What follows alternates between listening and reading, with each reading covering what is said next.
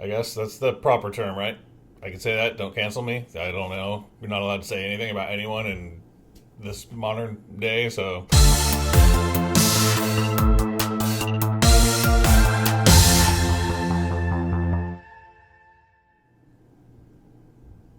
Welcome back to Dramatic Evaluation.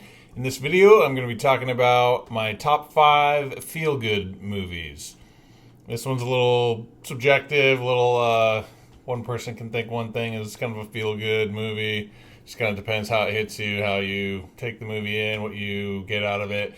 The kind of comfort movies, So if you look at lists online, you're going to see like pretty broad range of like different types of movies, a lot of different types of feel-good movie lists out there. But these are just, for me personally, kind of go-to movies that I just feel like are just, those comfort watches, always leave you in a good mood, very positive movies, and just, in general, just make you feel good.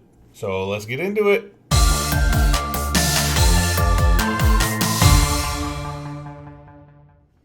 So number 5, I'm going to go with A Week Away. It was a movie I talked about on my top 5 musical movies video. And it's just super. First of all, it's a musical movie. Okay, so there's great music, great songs in there that just help add to the vibe of a feel good movie. But it's also just super positive. I talked about in that video. There's the like one moment of conflict with the kind of like, I guess you would say, like antagonist character like causing the problem, and then like the two leads, like how they deal with it. It's immediate resolution.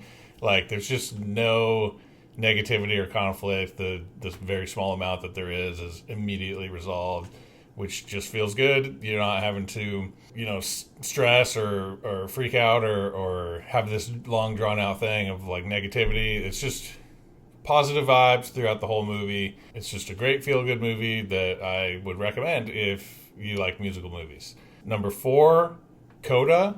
I had this on my list for a while, didn't watch this for a while, and then finally got around to it, and super glad I did, and should have watched it sooner. It's a great movie. If you don't know what CODA means or stands for, it's Children of Deaf Adults. So the movie is, I think her name's Amelia Jones. I'm too lazy to look it up right now. Pretty sure that's her name. She's in this Netflix show, Lock and Key.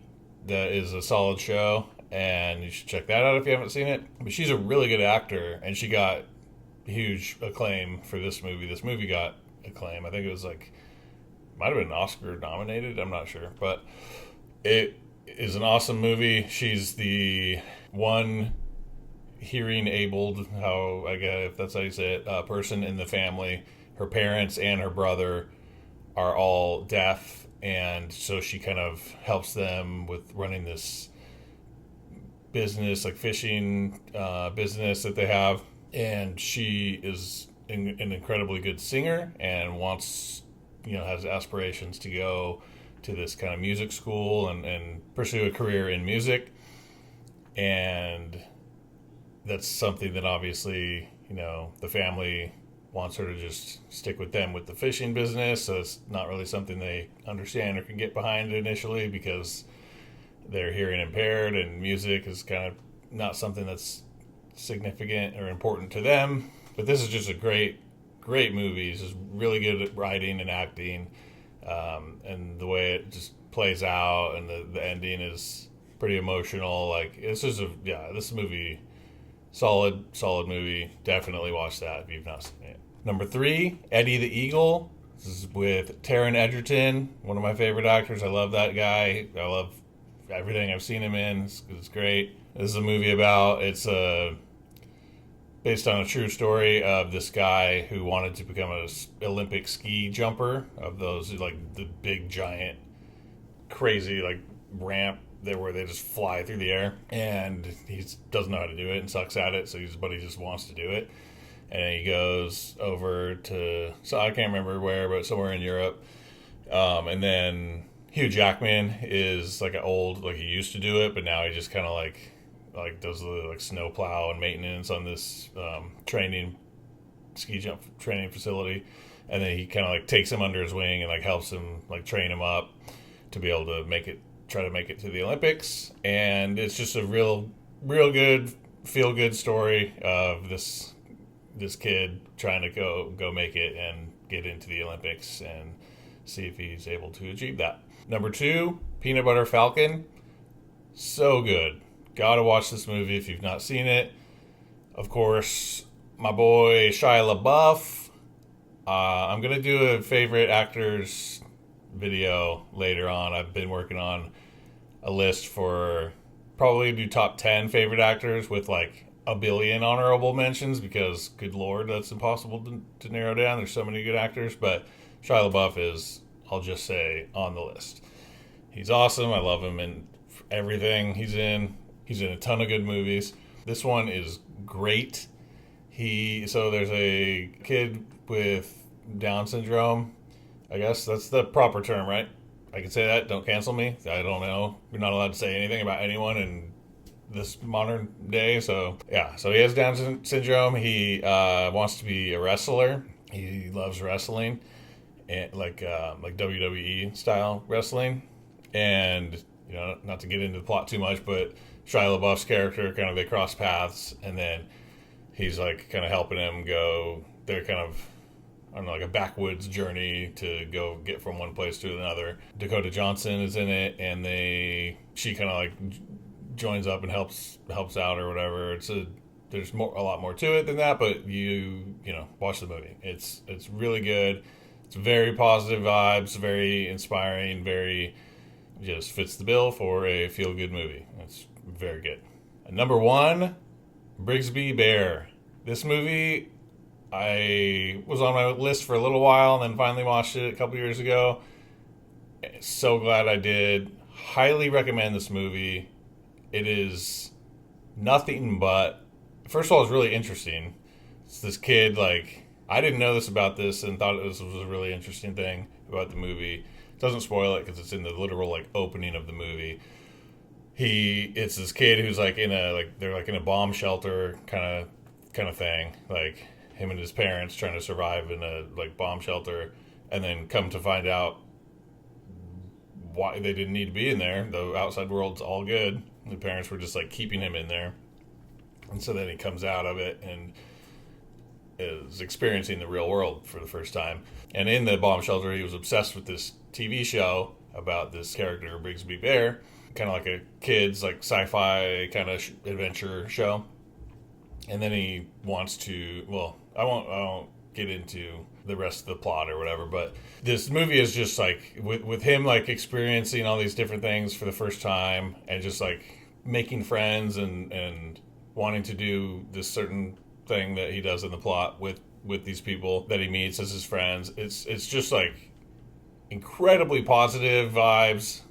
Encouraging, nothing negative about it, like everything, like all the characters, everyone's just like trying to help him, and like it's just like massive feel good vibes in this movie. It's entertaining, it's kind of funny. It's Kyle Mooney from SNL is the star of it, and he co-wrote the movie as well, so he's kind of like one of the creator, or at least writer of the movie.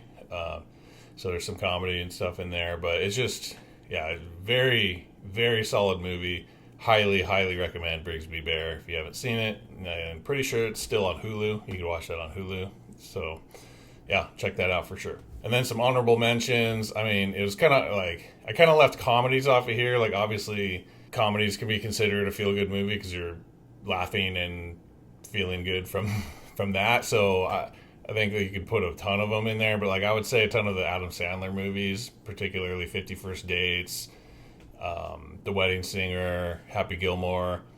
Those are, I would consider feel-good movies and ones that I could just watch like a million times, and it's just, you just get that cozy, happy vibe from those movies. The Paddington movies, recently saw the first 2, just watched the third one. They just put it on Netflix.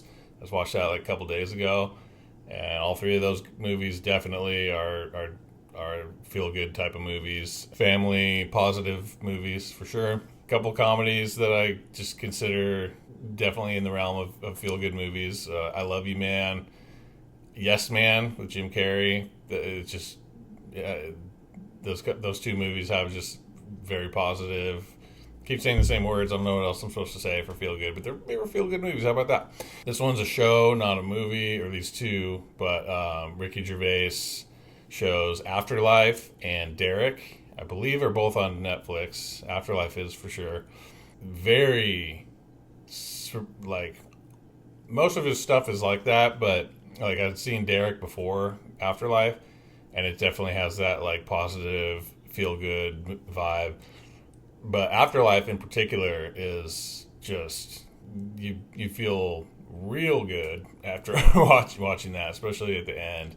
But the whole ride along the way, highly recommend Afterlife. It was really good. And Derek, if you haven't seen it too, but especially Afterlife, check that out. So that's it for my top 5 feel-good movies. Definitely watch all of those if you have not seen them. They're all, I very highly recommend all of those movies and the couple of shows that I mentioned on there. And yeah, that's it for this one. So thanks for watching. Please like and subscribe. Please leave a comment. Let me know if there's any feel-good movies that you like that I didn't mention on here. I'd love to know so I can check them out if I haven't seen them already. And leave a comment for what you want to see me cover next. And maybe I'll do it.